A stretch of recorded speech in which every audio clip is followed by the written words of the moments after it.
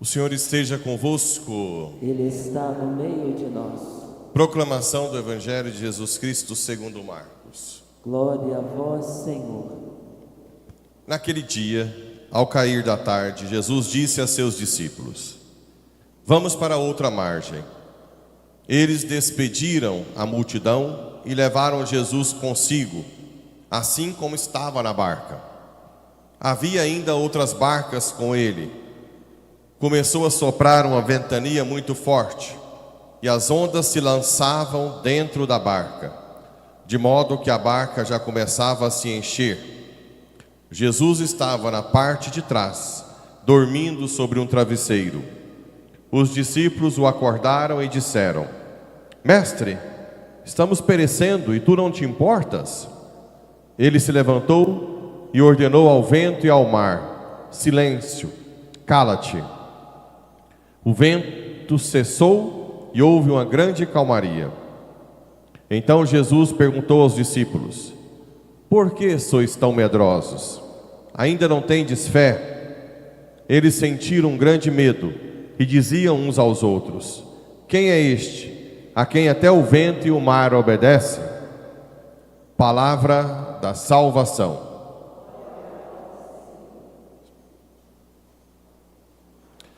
Caríssimos irmãos e irmãs, rádio ouvintes que nos acompanham pelas redes sociais.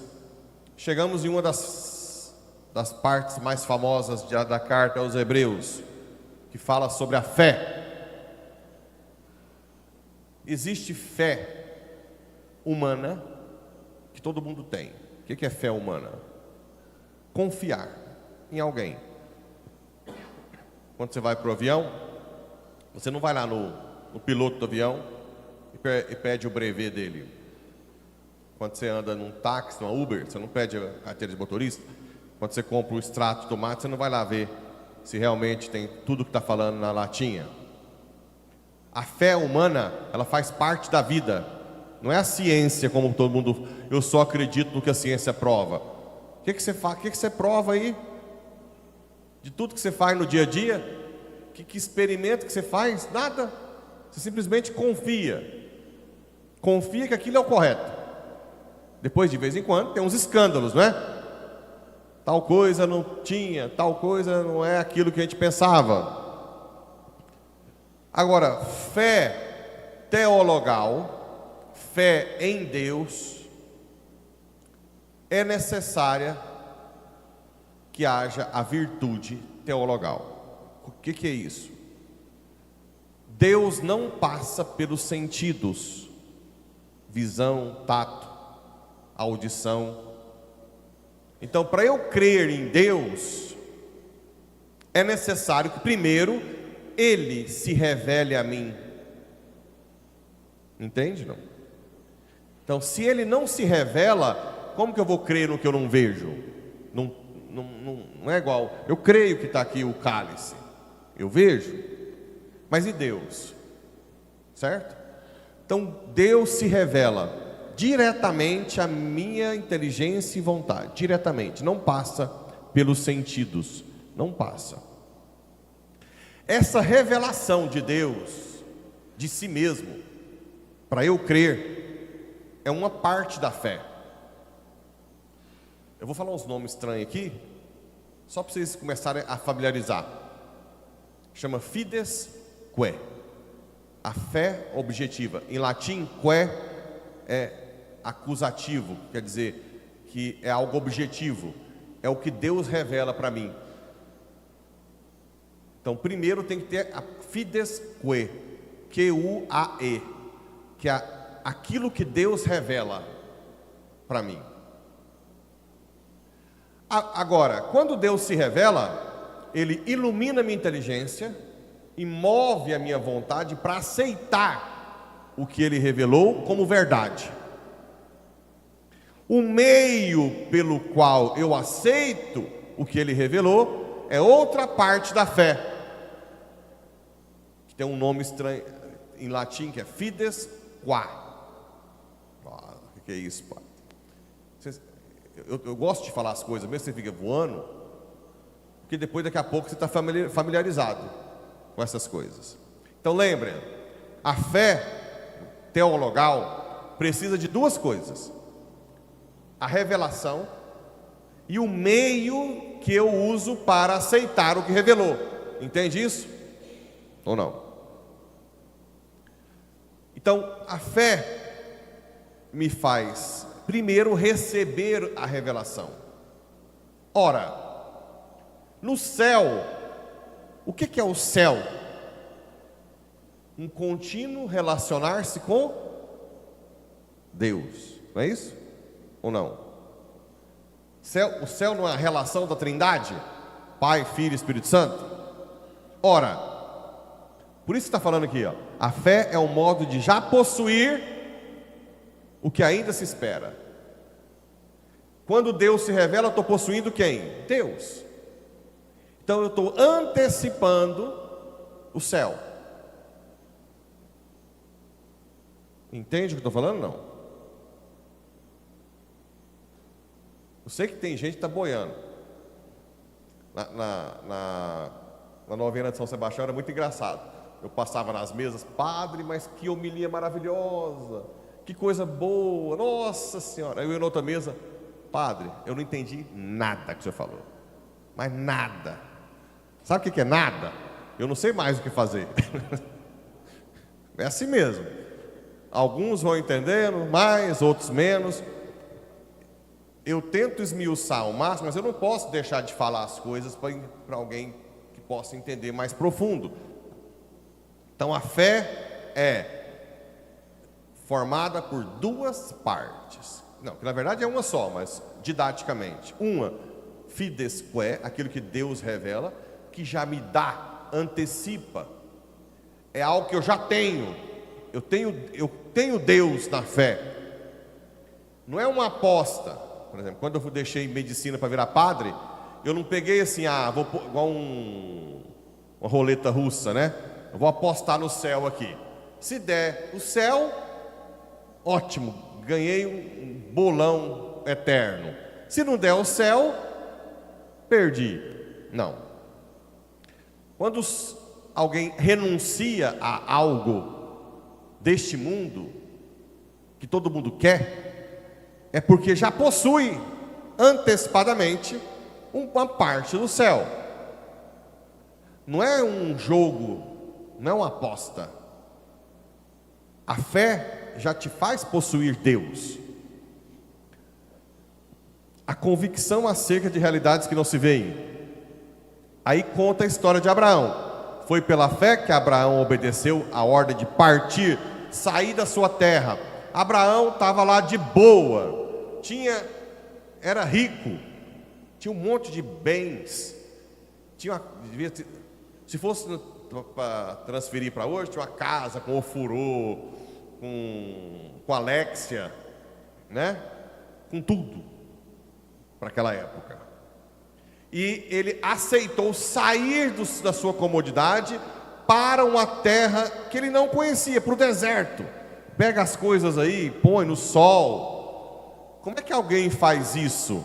Porque ele já possuía Deus, que é o céu. Então, a alma dele já estava preenchida com o céu. Partiu sem saber para onde ia. Foi pela fé que residiu como estrangeiro. Depois ficou como estrangeiro na terra que Deus mandou, morando em tendas com Isaac e Jacó. Deixou sua casona, foi morar em tendas. Ora, aqui está dizendo o quê? Que Abraão já possuía remanescentes do céu. Por isso que ele foi capaz de viver em tendas neste mundo, desapegado do mundo. Pois esperava a cidade alicerçada que tem Deus mesmo por arquiteto. Foi pela fé que também Sara, embora estéril, de idade avançada, teve filhos. E por isso que de um só homem, já marcado pela morte, nasceu a multidão. Todos estes morreram na fé. Não receberam a realização da promessa, mas a puderam ver e saudar de longe, e se declararam estrangeiros e imigrantes na terra. A pessoa cheia de fé, é aquela que está vivendo o céu na terra da forma melhor possível, não plenamente. E é a pessoa que é capaz de renunciar a si mesma pelo outro. Ontem eu disse aquela frase forte: eu não confio em quem não vai à igreja, bem firme, é para provocar mesmo. Até achei que ia dar muita repercussão. Não é que eu não confio no sentido de que quem não vem à igreja é corrupto por si. Eu sei que tem pessoas que não vêm à igreja que lutam para ser boas, para serem honestas. Até que tem gente que ajuda. De vez em quando eu vi uns comentários lá: tem povo da igreja que é horrível, padre, né? A gente sabe disso, que tem gente na igreja que não converte. Mas quando eu falo que eu não confio em quem não vem à igreja, gente, não é nesse sentido não. Eu não estou chamando os outros de corrupto não. É que nós não conseguimos dar garantia de um amor ao extremo. Entende isso não? Por exemplo, quando eu deitei no chão na ordenação diaconal, quando eu deito no chão, eu estou prometendo nunca mais casar, nem ter sexo para sempre. Vocês acham que eu confio em mim para fazer isso? Eu tenho condição de garantir para Deus que eu vou fazer isso? Não. Por que eu deitei então? Pela fé, confiando que a graça de Deus vai ser mais forte do que a minha miséria. Entende isso? Eu não posso confiar em mim. É simples, gente. Quando a pessoa não acredita em você, o que você fala? Eu juro por Deus. É pecado, né? Eu juro por Deus. Por que por Deus? Porque Deus pode garantir, eu não garanto nada. Não é assim? Entende o contexto de ontem agora? Se alguém ficou bravo aí comigo, explica que é no sentido de impossibilidade de garantir o que eu falo. Eu não garanto uma amizade até a morte, para dar a vida, perdendo tudo, se eu não tenho a fé que aquilo que eu estou perdendo, Deus vai me dar depois. Abraão viveu como imigrante, porque ele tinha certeza de uma cidade arquitetada do céu. Entende isso? É isso. Não é que eu estou dizendo que quem não vem na igreja, todo mundo é corrupto. Não é isso que eu quis dizer ontem, tá?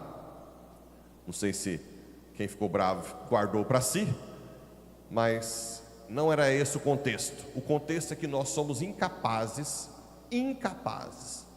de dar sim, garantia de um amor até esse nível.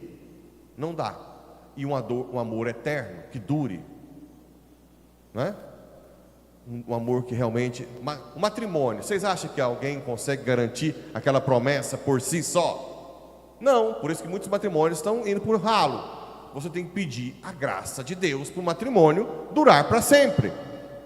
Nós não somos capazes de garantir que eu vou dar amor à minha esposa e a esposa ao meu marido para sempre. Nós não temos essa capacidade sem a fé. Mas agora eles desejam uma pátria melhor, isto é, a pátria celeste. Por isso Deus não se envergonha deles ao ser chamado seu Deus.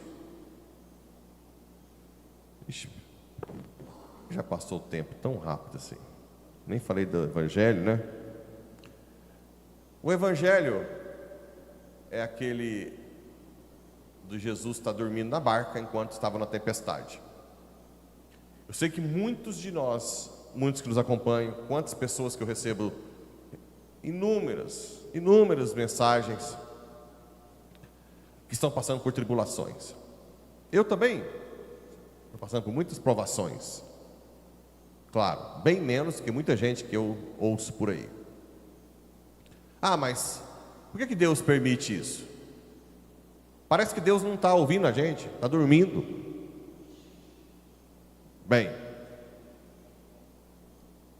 existe um mistério no sofrimento que nós vamos descobrir plenamente depois do juízo final.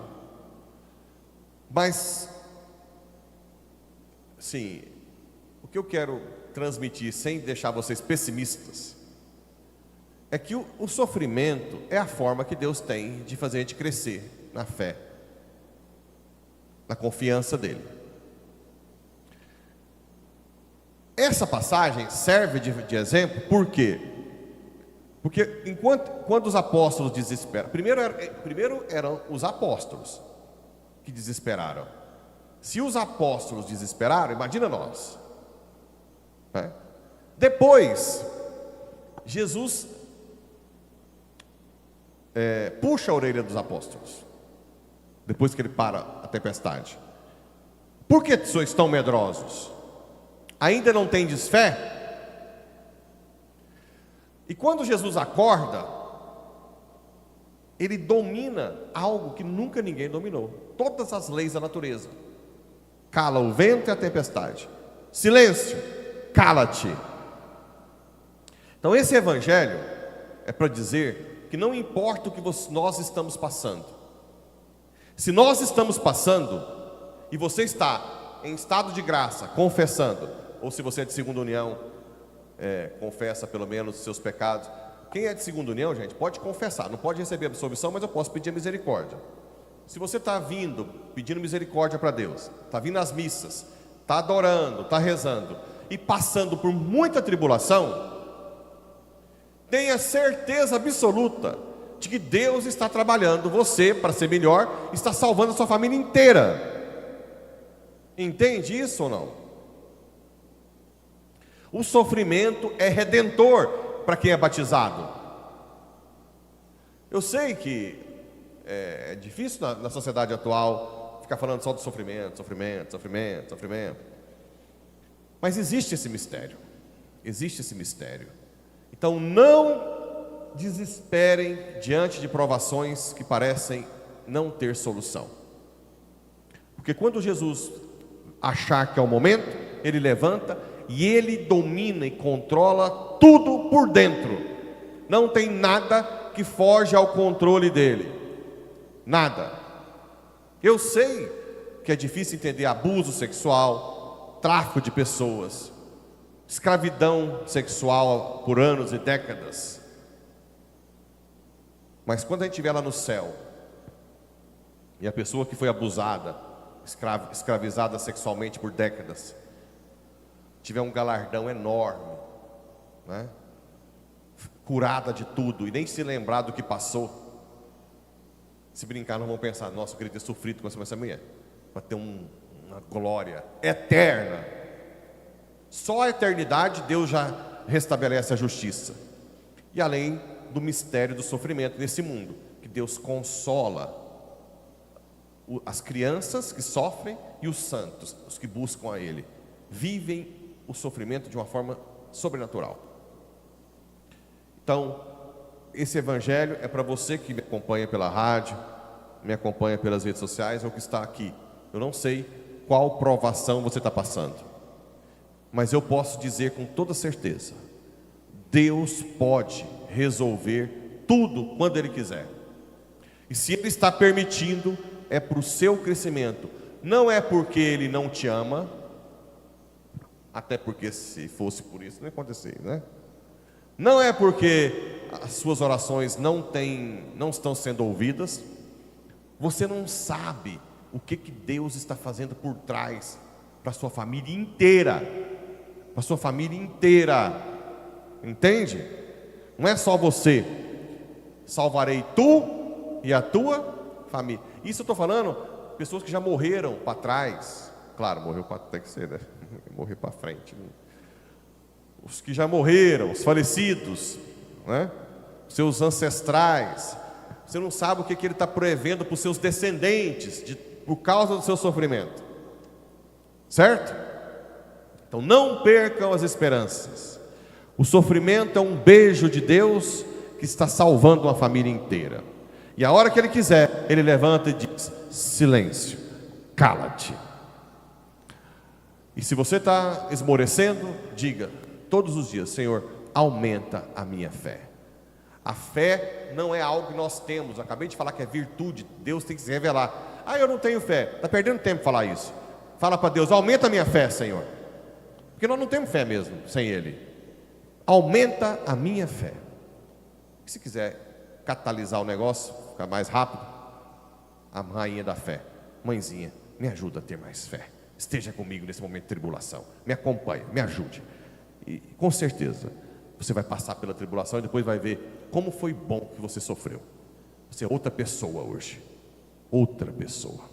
Que Nossa Senhora nos ajude a ser humildes nesse aspecto, assim seja. Amém.